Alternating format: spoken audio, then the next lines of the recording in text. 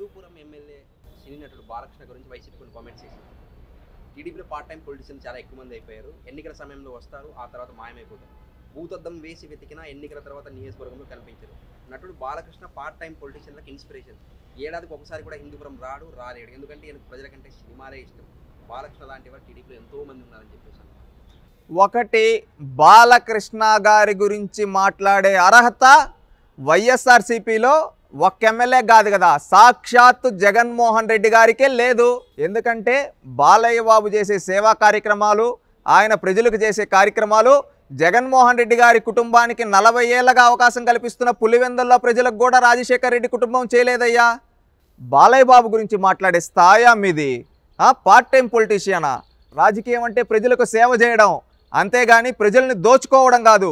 ఈ వైఎస్ఆర్సీపీ పార్టీ నాయకులు 151 మంది అంటే 151 మంది తన నియోజకవర్గాన్ని దోచుకు తింటా ఉన్నారు రాబందుల్లాగా. ఇది మీరు చేసేది. మీకు బాలయ్య బాబు గురించి మాట్లాడతారా?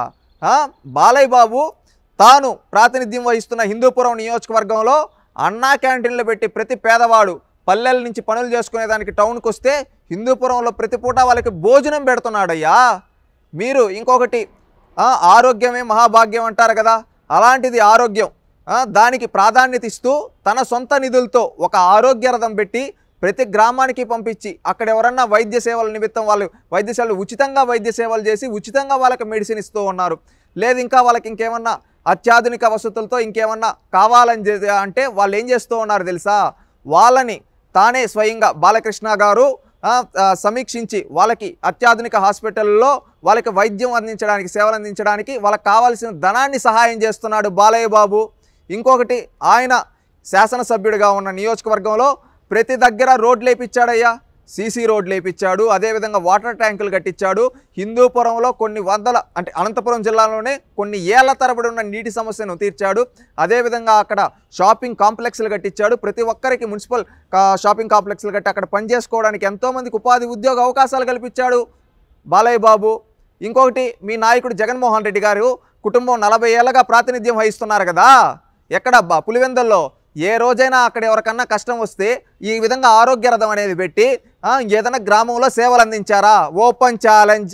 అదేవిధంగా బాలయ్య బాబు అన్నా క్యాంటీన్ పెట్టి భోజనం పెడుతున్నాడు కదా, మీ నాయకుడు జగన్మోహన్ రెడ్డి పులివెందుల్లో ఈ విధంగా అన్నా క్యాంటీన్ పెట్టి ఏ రోజైనా తన కుటుంబాన్ని 40 ఏళ్ళకి గెలిపిస్తున్న నియోజకవర్గంలో ఏ రోజైనా భోజనం పెట్టాడా? Open challenge. ఇంకొకటి, బాలయ్య బాబు తన నియోజకవర్గ పరిధిలో ఎవరికన్నా క్యాన్సర్ కావచ్చు ఇంకేమైనా ఉంటే తన హాస్పిటల్లో బసవతారకం హాస్పిటల్లో వాళ్ళకి ఉచితంగా వైద్య సేవలు అందించిన మహానుభావుడు. మీ నాయకుడు ఎవరికన్నా ఆ విధంగా వస్తే కనీసం రికమెండేషన్ అన్నా చేశాడా? లేదు. ఇది మీ చరిత్ర. మీరు మాట్లాడతారు. ఆయన ప్రజల కోసం ఎక్కడున్నా, ఆయన ఏ పనిలో ఉన్నా ప్రజలే తన ప్రాణం అంటూ భావించే వ్యక్తి. నియోజకవర్గంలో ఎవరన్నా హిందూపురం నుంచి సార్ ఈ సమస్య ఉందంటే అప్పటికప్పుడు తానే రంగంలోకి దిగి వాళ్ళందరికీ అండగా నిలబడ్డ వ్యక్తి బాలయ్య బాబు.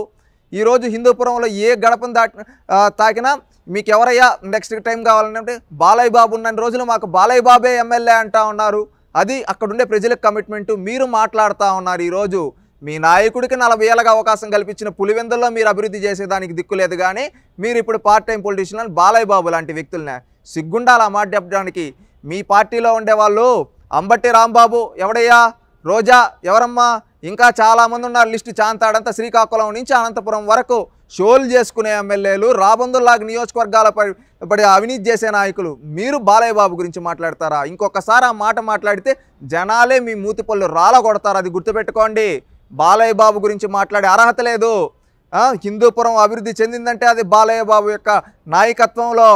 అది గుర్తుపెట్టుకోండి. మీరు కుదిరితే ఆయనలాగా అభివృద్ధి చేయండి, ఆయనలాగా సేవా కార్యక్రమాలు చేయండి. ఆ విధంగా చేయకుండా నోటికి ఏదొస్తే అది మాట్లాడితే బురద జల్లాలనుకుంటే కొండపైన పోయి కొట్టాలనుకుంటే మీ కొమ్ములే ఎరగతాయి. ఆకాశం మీద ఉమ్మేస్తే మీ మొహం మీదే పడుతుంది. అదేవిధంగా బాలయ్య బాబుని ఏమైనా అనాలనుకుంటే అది మీకే రివర్స్ అవుతుంది. ఆయన గురించి మాట్లాడే అర్హత మీ పార్టీ అధ్యక్షుడు జగన్మోహన్ రెడ్డికి కూడా లేదు. అది గుర్తుపెట్టుకోండి. ఇకనైనా మారి ఇంకా పోటీ పడాలంటే ఆయనలాగా అభివృద్ధి చేయండి, ఆయనలాగా అన్నా క్యాంటీన్ పెట్టండి, ఆయనలాగా ఆరోగ్య రథం పెట్టండి, ఈ విధంగా సేవా కార్యక్రమాలు పెట్టండి. జనాలు మెచ్చుకుంటారు, పలానా నియోజకవర్గంలో పలానా ఎమ్మెల్యే పెట్టాడబ్బా అని. అంతేగాని మేము ఇదే విధంగా ఉంటామంటే ఎవ్వడు చూస్తూ ఊరుకోరు. బాలయ్య బాబు గురించి మాట్లాడి ఆయన అంటాడు ఒక మాట, సింహం సింగిల్గా వస్తుంది, అదే ఫ్లూట్ జింక ముందు ఊదు సింహం ముందు కాదని. ఆ విధంగా మీ ఫ్లూట్లు మీ వైఎస్ఆర్సీపీ నాయకులు వాళ్ళ దగ్గర ఊదుకోండి, అంతేగాని బాలయ్య బాబు ముందు కాదు. బాలయ్య బాబుకి ఎవరు అడ్డొచ్చినా వాళ్ళకే రిస్క్, తొక్కుకుంటూ వెళ్ళిపోతాడు, అది గుర్తుపెట్టుకోండి.